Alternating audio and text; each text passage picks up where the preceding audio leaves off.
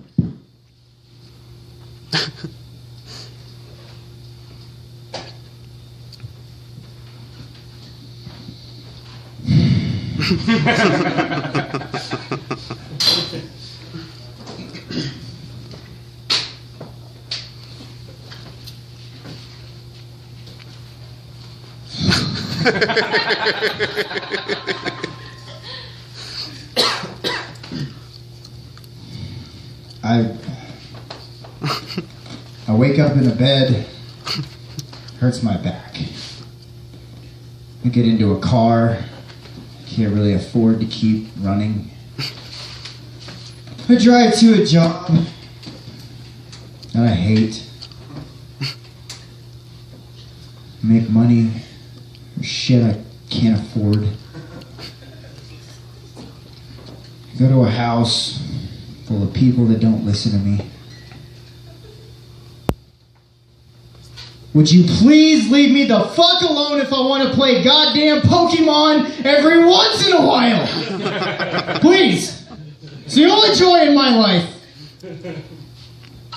I'm absolutely kidding. Thank you guys for coming tonight. Alright. WD, what the fuck is up? Yeah. Are y'all ready for this? I'm not. This is gonna be an interesting night for all of us comedians. We're doing some very long sets. Woo, don't do that to me all night. Holy shit. We're doing some very long sets tonight because we have a lot to talk about. And I want to tell you right now, I saw the whitest person I have ever seen in my entire life. I just bought my first pair of dad shorts the other day. What do you know about these bitches? There's no pockets. There's no pockets. This guy, holy... Wow. Okay, so I've told you guys in a couple of my previous sets, I'm a diesel mechanic. I work, in a shop, and I have different drivers from all over the country that stop in to get their trucks worked on when they're not working properly. This guy came in, and I happened to just be up at the parts counter, working, doing my thing, and I see him out of the corner of my eye, and he walks over to the service counter, and then I lose sight of him. But what I saw, I wasn't ready for it. And so I had to do one, you know when you want to see somebody, but you can't just, you know what I mean? So you kind of do one of those, like,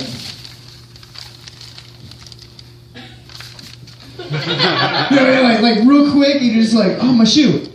And you know what I mean? Like, okay, so what I saw, I wasn't ready for it. This guy, I'm going to describe him for you, and I'm not making fun of a particular person.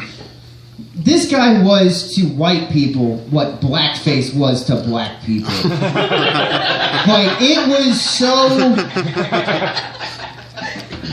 Richard Pryor would have been like...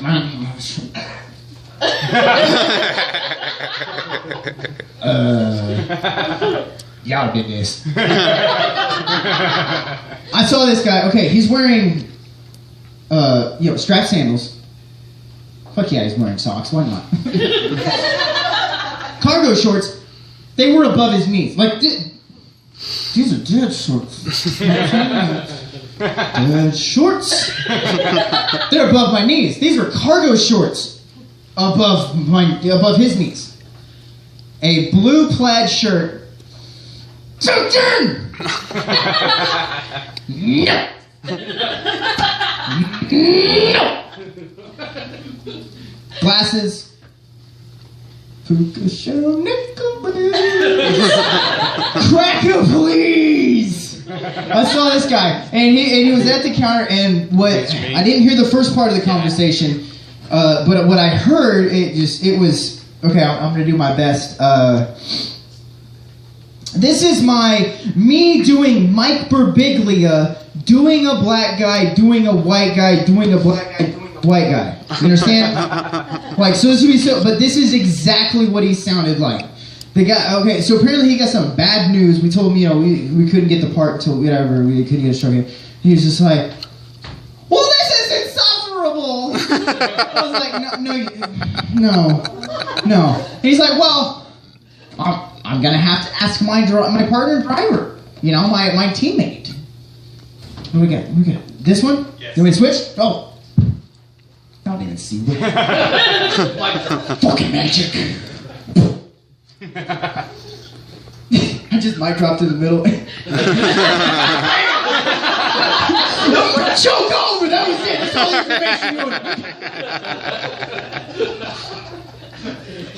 Oh. No, okay, so he's like, well, I gotta talk to my other partner. I gotta talk to my other driver. We gotta find out if this is gonna be okay. Okay? I drink my pap and I root for my Vikings. So, okay, so we're sitting there, and now at this point, I'm sitting on a stool, and I'm like, I have to see how this ends. Because somebody's getting the manager called, I guess. I don't know, what do white people... There's no, I'll fucking beat your ass, bitch! Like, there's none of that when you're dressed like he was.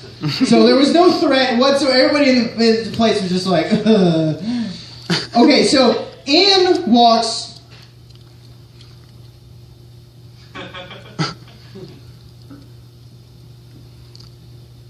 Ja Rule from 1999. That's all I can describe. He was the coolest looking dude I've ever seen. I mean, he is just dressed to the nines, just fucking cool. Ja Rule style, though. You know what I mean? He's got the sweatpants, shorts. I don't understand. But what he had him on, the socks that were up, the fucking badass, just clean ass Jordans, fucking sick ass shirt. You know what I mean? Hat. Just walks in and he was just like, Marty, what's up? We got going. They said they can't get to us for another. This is insufferable. I was like, why is there not a camera in their truck right now? The race riots would end immediately if they ever saw these two dudes together at the same time.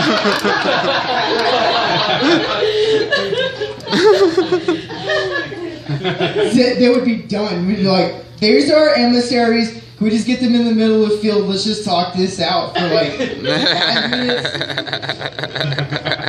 Why are you killing cops? I don't know. Well, stop it! Alright. Done!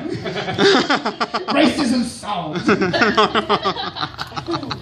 Okay, so I wrote, and I had to write these down. I had to write this down because I haven't. Most of what I do are stories. I tell you guys stories that happened to me, and I you know, whatever. But I recently tried to write some actual comedic jokes, you know what I mean, from like scratch, and nothing ever happened, no shit. Okay, so I came up with a few, and so I'm going to try them out on you guys, because I've got a better crowd than I'm going to do. Oh, no, I'm just kidding. You guys are the crowd. What the fuck are you talking about? I had to try these out on my 4-year-old, and she's like, I don't fucking get it. What are black people?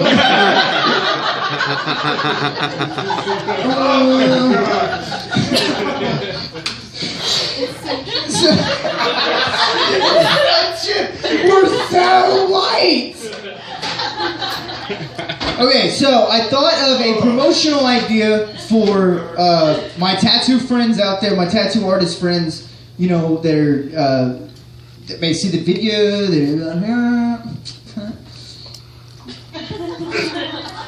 Let's try ladies' night at the tattoo shop. Okay.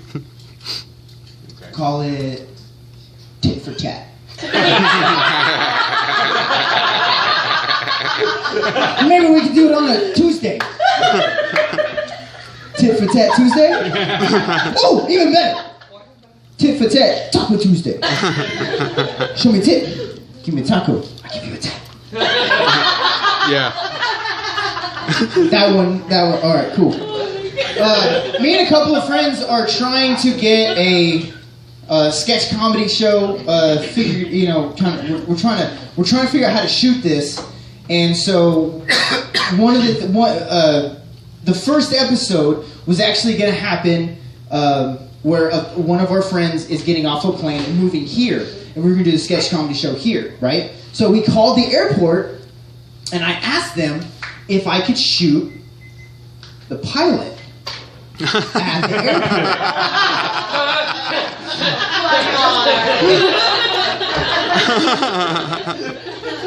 The cops took me back over there to explain myself, and I apologize to everybody involved. I realized the other day that I had been doing something really stupid. I had been saying that the window coverings in my house were Venetian blinds. Those are Venetian blinds. I've said it for 27 years. Venetian blinds. Like the ancient world had created a way to cover glass. They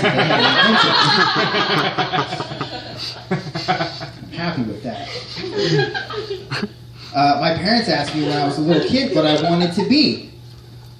And for the longest time, I responded that I wanted to be a misogynist.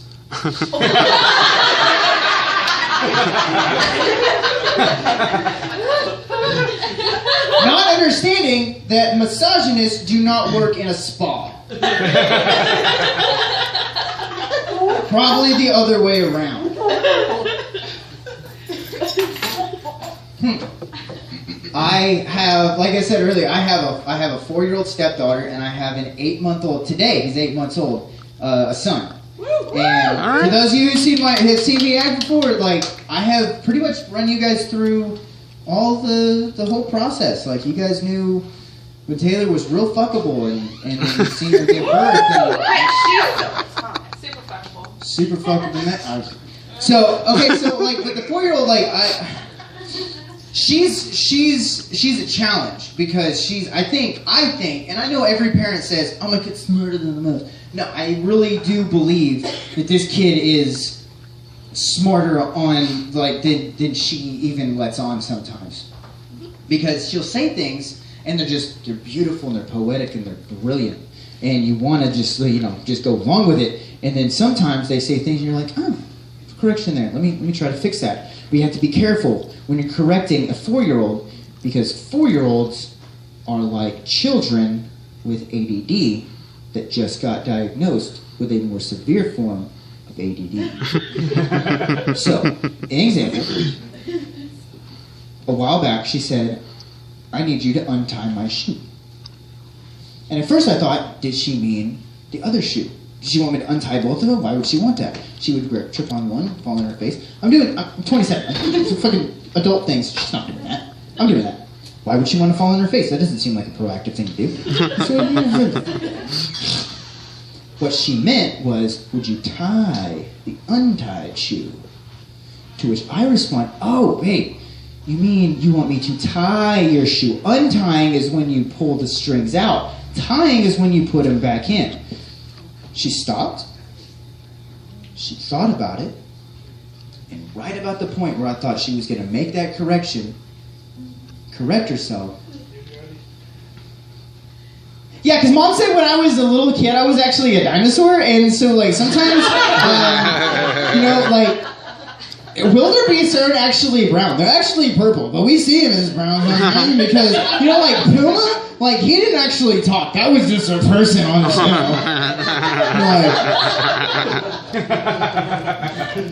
What the fuck just happened? She's so fucking brilliant, but like she can do things. She can do anything that she wants. She just won't. She's a gangster about it, though. Like, the other day she asked me if she could go outside and play with the dogs. I said, yeah, babe, but you have to put on your shoes. She thought about it. Processed. Outside, shoes. Rocks, star, pokey things. Shoes. And then she just looks at me and with a sweet voice, she just goes, nah. And at first I was just like, yeah, makes sense. Why not? Fuck the shoes. She mind fucked me out of being a parent. She basically just fucking just. Can I go outside with other dogs? Put shoes on. Fuck you. Makes sense. Go. Yeah. You can't tell a 4-year-old not to do something because they're going to do it. You get bug bites, mosquito bites on her legs. I'm not saying blood news because she's stupid. She doesn't wear pants. I'm tell a baby, don't scratch your legs. Smack them. So she does that for about 5 minutes, and then I see her over there just. She makes that noise down there. She's like a dog. You're like, don't scratch your legs. And she scratches them. And when she scratches them, you know what I mean? Like, then we take her out in public, and she wears shorts because it's hot. And it looks like I just, you know, like I beat her with a phone cord or something. You know? Phone cord? That was the oldest thing I've ever seen. Did you hear that? Did you fucking hear that? Phone cord? We haven't seen a phone cord in like 15 years. What the fuck? Oh my god. It's the Dachshund. Dude, I'm gonna have to explain to my son what sex is. And this is gonna be in like 15 years. And he's gonna have like fuck robots. Y'all realize that, right? Like, he's gonna, I'm gonna be like, and what you do is you take her out for like a nice seafood dinner. When a mommy and a daddy love each other very much, they get drunk on tequila. And sometimes when mommy doesn't want it in her butt, she said, nah, but daddy had doing too many tequilas, or he's gonna be like, Dad, the sex robot told me all about this on Tuesday. If you want to ask it something,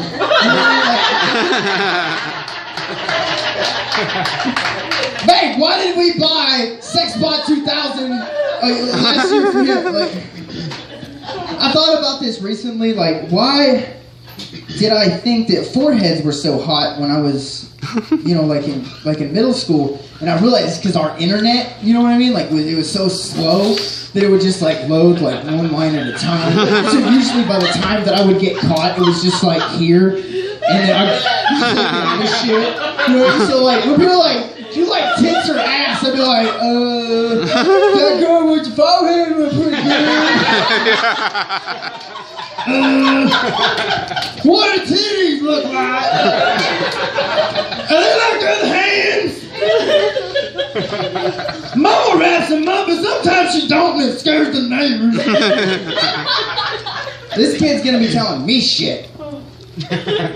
So fucked up, man. I saw their first fight. I witnessed my babies. I witnessed their first fight. And it wasn't the 4-year-old beating up on the little one. It was the little one telling the 4-year-old what was up. Here's what happened. Sitting on the couch. The 4-year-old loves this one spot in front of the door because it has hardwood. It's just different texture. So he goes over there and fucking slam it. There bugs over here, Daddy. Yeah, boy, there are. Bugs, Daddy. So he's over there doing his fucking thing, smacking the bugs. The 4-year-old decides she's going to go tell him not to smack the bugs. Like I said earlier, is stupid as shit. So she's over there educating him about the bugs. My dad calls me. I get off the couch. I walk over them out the door. I'm now sitting on the front porch talking to my dad, watching them through the glass door. And this is exactly what I see. The baby's poking a bug. The 4-year-old says, don't poke that bug. Smacks his hand, pulls his hand away. He then immediately sits up. Ah! Flops back down, pokes the bug. It's the most proud moment of my life. So, I gotta let you go because I just witnessed my son tell his sister fuck you. For the first time. I have irrational fears when it comes to him, though. Like, I really do. This is my first baby. It's the first kid that I've ever taken. Tekken.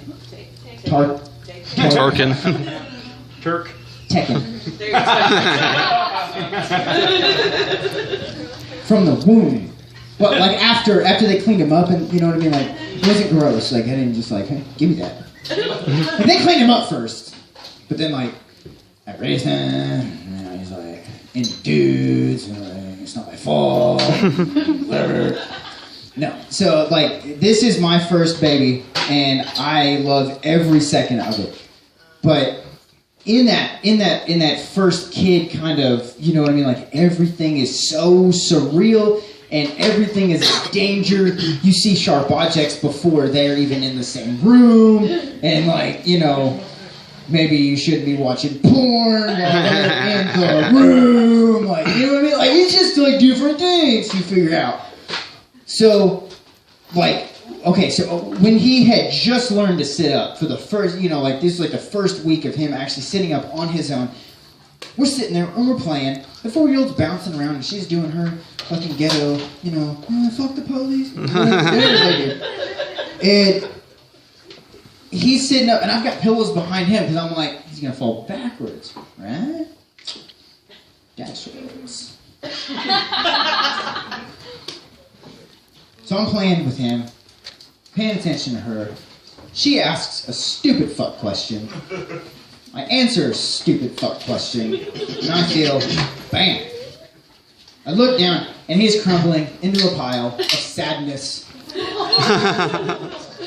and emotional detachment and bad grades. And the third time I have to take him to his driving test. I just gave my kid Down syndrome. I looked it up on WebMD. That's not how you give your kid Down syndrome. You can't actually give your kid Down syndrome. But I freak out. I pick him up, and I'm like, oh, dude, no, it's fine, buddy, it's fine. So I didn't actually sound like Matthew McConaughey in Surfer. It's fine, bro. I was like, hey, man, you know, I was doing my thing. And Addie, from down here, the 4-year-old, she's like, don't cry, little brother, it'll be okay. She sounded like Matthew McConaughey.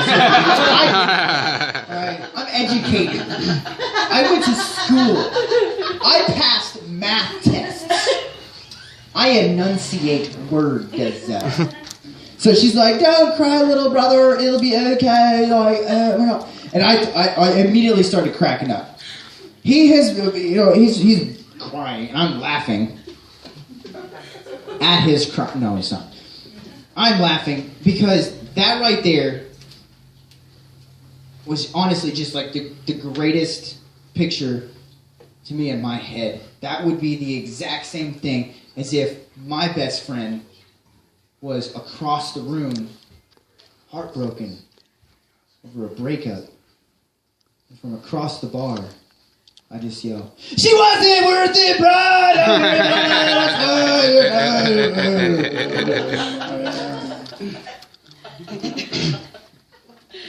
She's so funny. She's so funny. Once a week, irrational fears, here we go. Once a week, still happens.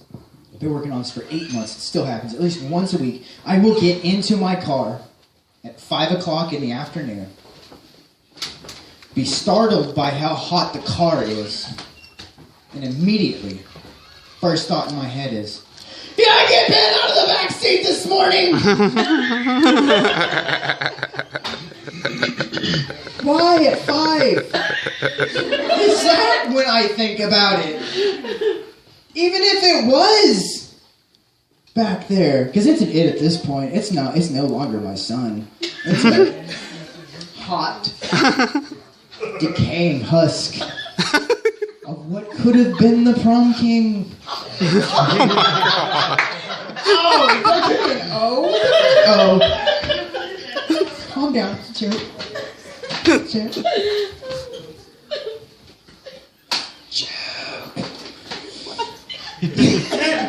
It was really dark. It did get really dark.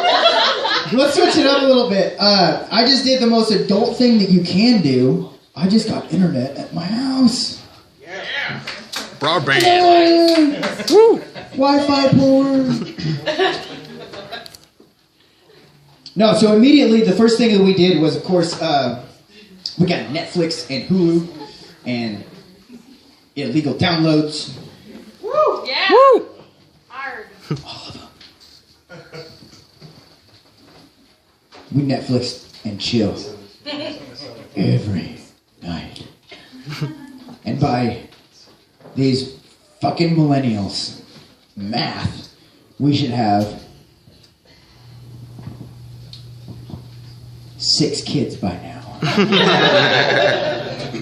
Because we've done it 6 times. You really got to be careful when you start getting into like Netflix and Hulu and stuff, because like we started like binge watching like just a single show. You know what I mean? Like there's no mix up. For a while there, at the beginning, it was like, oh, let's watch all the movies on Netflix, and then it was like, fuck the movies, let's get into a series. Like there's a couple of you gotta be really careful of how much you like just let yourself sink into them. I love SVU. Any SVU fans out here? Yeah? All right. Yeah? I'm down with that. It's an intense show. It's an amazing show. But like, I started feeling creepy about liking the show. It's just like I realized one day at work, it's like 3 o'clock. Like I wasn't even off yet. I was like, I'm excited about going to watch kids get raped. Hey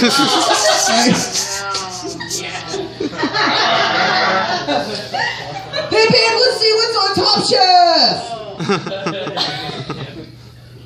Do you ever think that like Mariska Hargitay is like reading like the last bit of the script and just gets like pissed off and just starts yelling at like the other writers?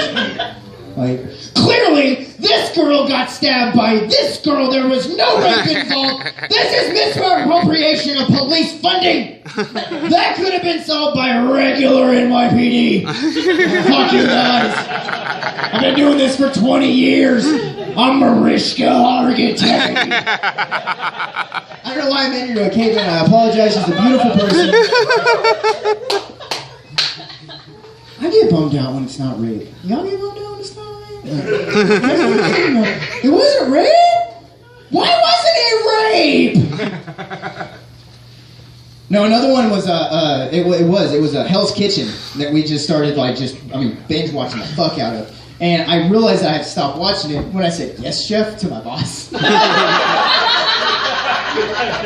He's like, hey man, go hook up a computer. I was like, yes, chef! Took off, he's like, I don't know what that means. Your ticket's over here, stupid. I don't know what that means. He was like, right away, chef. Sorry, chef. I'll get that risotto right to you, chef. Sorry about the lamb chops, bro. It's chef, bro. Oh my god. Okay, so in light of everything that has happened, y'all know we gotta. Was that 20? 25. Sweet. I'm gonna tell 3 stories about cops. And I'm gonna get serious for just a second. Blue lives do matter, and I really do think that in Wichita Falls, especially, we have an amazing police force. I do. I think that. Fuck me for thinking it. Here's 3 stories to back my opinion. The first story happened about a year ago. I was driving down Jacksboro Highway, and I was fixing to merge onto the freeway. And most of the time, you know how you just kind of get on one of those little curvy, weird ass streets. Well, a cop had put on his lights right behind me, and so I figured, okay, well I'm getting on the side road. I'll just pull over if it's me. So I turn, and as I'm turning, I guess this person over here in this far lane decides that I'm not stopping quick enough and runs a red light and swerves over and stops in front of my car.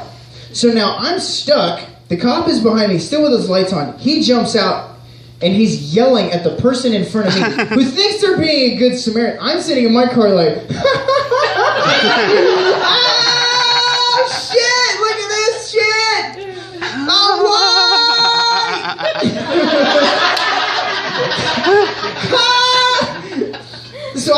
head out. Is there anything I can do for you, officer? Bitch.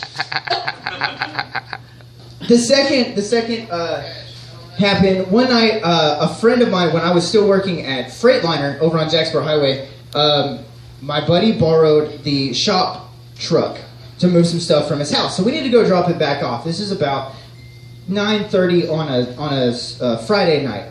And so he calls me, I go, and I drive over to Freightliner. I park in front, I've got, music playing, and I'm just chilling, waiting for him to pull up. All of a sudden, I see headlights. I'm like, oh, well, there he is. And then headlights turn into blue and red lights. And then there's a second set of blue and red lights. I'm like, what the fuck did I do? So I'm sitting there, I've got the window already rolled down. So I decided I turn the music down, and I hear just a loudspeaker. Shut the car off. Shit. I shut the car off. He's like, take your pants off. No, I didn't. No, so he gets out of the car, and he comes to the driver door. His partner goes to the passenger door, and he's got his hand on his gun, and he's like, what are you doing here? I'm like, I work here. I work here. And he's like, what do you mean? I'm like, I'm during the day when the sun is at its peak, and I'm here. Stuff. He's like, well, no, why are you here now? I was like, oh, so my friend is bringing the shop truck back, and he's going to drop it off, and then we're going to leave without breaking any crimes. Laws. The crime makers in this country have written some very serious crimes, and if you break those, you're going to... I don't know where I was going with that. Okay, so the cop is just confused at this point. He's just like, okay, well... I was like, why are you here? How did you know I was going to be here? He's like, well, we've gotten a phone call that there was a weird guy messing around with some cars over in Patterson, and he was walking around here. And I was like, man, I've been here for 5 minutes. I haven't seen anybody. About that time, my buddy pulls up in the shop pickup, and he busts out the car. I'm Craig! What do you do? He was like, vote of confidence, right on, bro. So the cops are like, who are you? He's like, no, stop pickup. Work here, son. Work here. Sometimes. Okay? The cop's like, all right.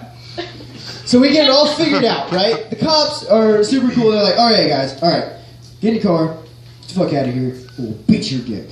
I was like, what? He's like, ass. No. We're leaving. Alright. So they fucking there. I get in the car, and I was like, Craig, that was fucking crazy. He's like, what happened? I told him the whole thing from before he got there. And he's like, oh yeah, no, I gave that guy a ride to Flying J.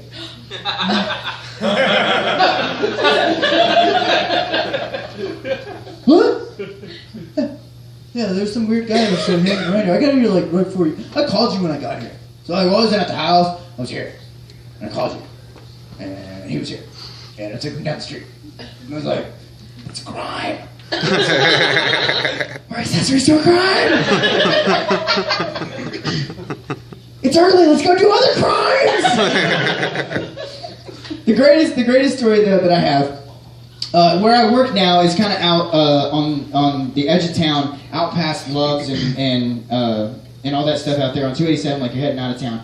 And so my back way that I get there is down some little country roads. One of these country roads, which if anybody here old enough to know where Babes was. Yeah. Yeah? That road sucks donkey dicks. Right? Always has, I'm sure. I don't know. But it definitely does now, and it's not any better because nothing but tractors drive down this bitch all day. And so, there's a certain part of the road where you literally cannot drive in the right-hand lane. You have to get over, or else you're going to blow up your car. So I know this. I see a policeman behind me. I figure he's been down this road a couple of times. He knows this. He sees me doing slalom around all the potholes, throws on his lights. 1:30 in the afternoon. What the fuck? Okay, let's get up here past all this bullshit, and I'll pull over. So about the time that I get right past all the bullshit, I look in my rearview mirror, and this dude's head is banging off of his the headliner of his car, and his car is doing some just cholo fucking like Sunday at the through every single pothole. He doesn't miss a single one. He hits every single pothole on the way to get me. I'm pulled over. I pissed myself. I'm crying. I roll my window down. I just stop. He pulls up next to me and just gives me one of these. Like I didn't just see what he did. He's like, you guys have been an amazing crowd. Thank you so much. Thank you.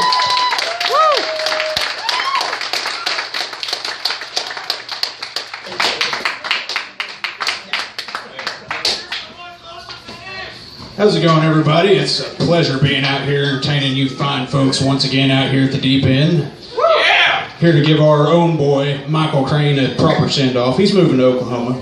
Well, I mean, there's not really that much shit that I've experienced with Oklahoma that I can really talk much shit about.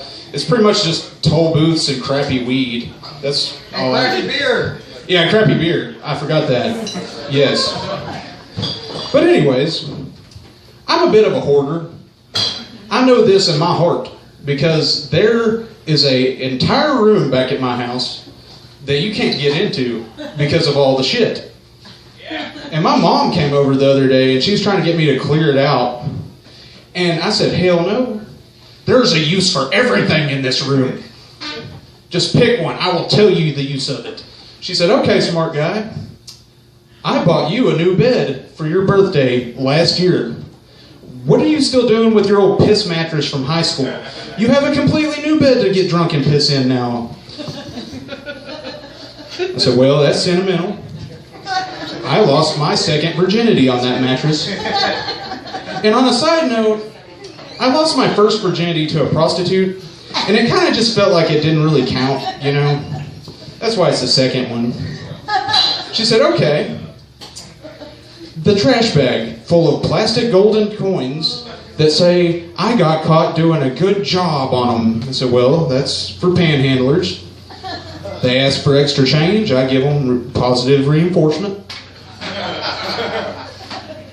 And she's getting a little frustrated by that time, and she's like, okay, the play set for babies.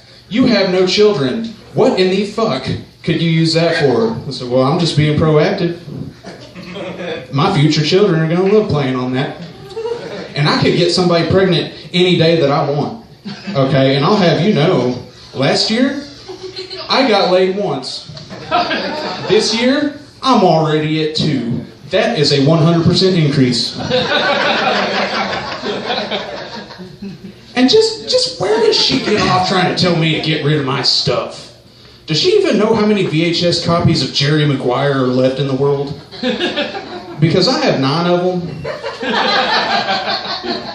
Any economist will tell you the safest investment to make next to gold is old VHS copies of Jerry Maguire. It's common knowledge. My mom, though, bless her heart, she retired about 6 months ago. And she deserved it. She worked hard all her life and stuff. But most retirees, they kind of chill out, you know. They go visit some places they've never been. They pick up some different hobbies. Not my mom. She proceeded to become the biggest fucking pothead that I've ever encountered in my life. And I say that with a straight face. And I'm beginning to think that she's fell in with a bad crowd.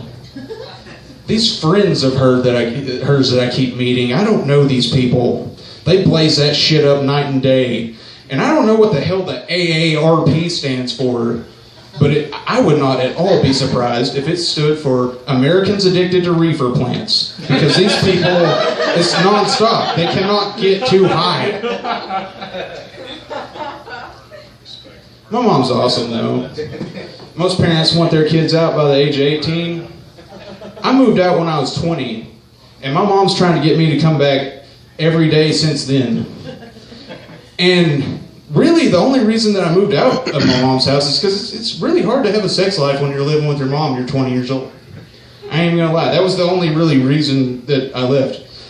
And you know nothing of awkwardness until you have sex with a screamer, and you know damn well that your mom's room is 5 yards up the hall. This chick's, just going on, oh yeah. I'm just like, oh my God, shut up. My mom's trying to sleep. That woman has to work 12 hours a day. That was a lose-lose situation. She never came over again. I never came on her again. It was just a bad deal. But after that, I couldn't believe that my mom wanted me to move back. And she's resorted to drastic measures now. She calls me up, and she says these things like, hey, I just cooked some chicken parmesan. I think that's your favorite, if I'm not mistaken. I also have a bottle of Crown Royal and some Super Silver Haze hydroponic marijuana. But I guess you wouldn't know anything about that, would you? I guess you can just enjoy your Hot Pockets and natural ice, Independence man. Click. That's ice fucking cold. Anyways, I am a firm believer that you should keep in contact with your family, no matter how distant or wayward they are. I had a girlfriend, and she was really gung-ho about meeting my family and stuff. So I said, yeah, that's great. And I introduced her to my mom, my brother and sisters and everybody. We got home, and she said, well, your family's awesome and everything, but I really want to know what your dad's like, I want to meet him too. I said, well, he's a little hard to get a hold of, but if you really want, I'll try to call him up. She said, yeah, of course. So I lit some candles, drew the curtains, burned some sage, and she was a little puzzled at that point, but she wigged right the fuck on out when I started setting up that Ouija board. I can't help it. That's the only way I can get in contact with them nowadays. And my friend had the fucking audacity to say to me the other day, he said, I hate it when I call my dad and my stepmom answers the phone. Oh, really? I hate it when I call my dad up and the goat demon Shabezelbob answers. In demands virgin blood on me. Spooks me right the fuck on out, bud. It's a terrible thing. Like, this is a great time to be alive. For some. For me, it's just a never-ending slew of things to be disappointed in. And, like, for instance, I just watched the new Avengers movie, Civil War. Complete letdown. I didn't like it. For one, the South didn't win. For two, it had nothing to do with the Civil War. And I was really hoping for an appearance by Captain Confederacy. It's a terrible thing to admit, but I really like daytime TV. Dr. Phil, Dr. Oz, I'm down with those two guys. Okay, but I was watching Dr. Oz the other day, and usually nothing really peculiar happens on his show, but he had his wife on as a guest. And she just acted like she was just entirely just done with his shit. She was just really short with him and just acted kind of pissed. Like, I wonder what was going on in her head at the time. Was it something like, God damn it, Mehmet, if you bring my intestinal tract up like you do at parties, I swear to God, I'm taking the kids. Dr. Phil and his family live in an Italian villa. We live in a giant inflatable colon. I'm done, Mehmet. I'm fucking done. And I'm really disappointed with the Learning Channel. I mean, it's pretty obvious. You can learn exactly jack shit from the Learning Channel now. The only show I really watch on there is My 600-Pound Life. Because I'm a pretty terrible person and it makes me feel good about myself. But I only watched like the first half of the episode because it really just isn't as funny once they get inspiration and start losing weight, you know?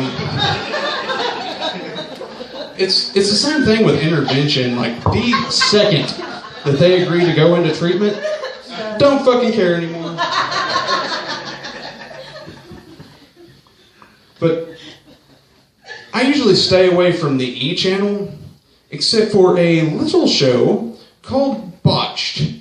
And it is about people that have terrible plastic surgery and the people that have to fix them.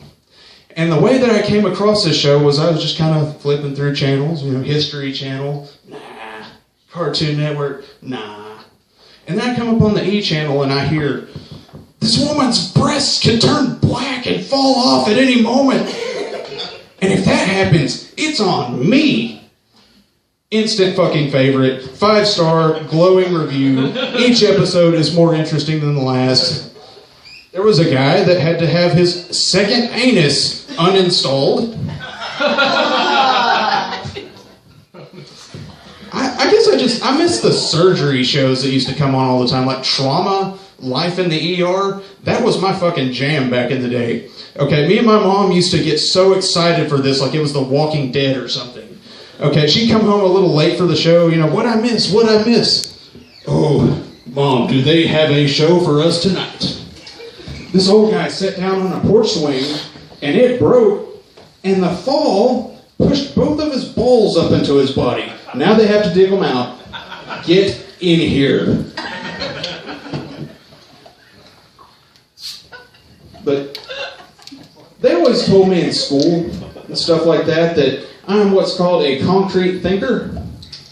And it pretty much means that I take shit too literally sometimes. And I get really confused with old sayings and their meanings. Like, for instance, a friend in need is a friend indeed.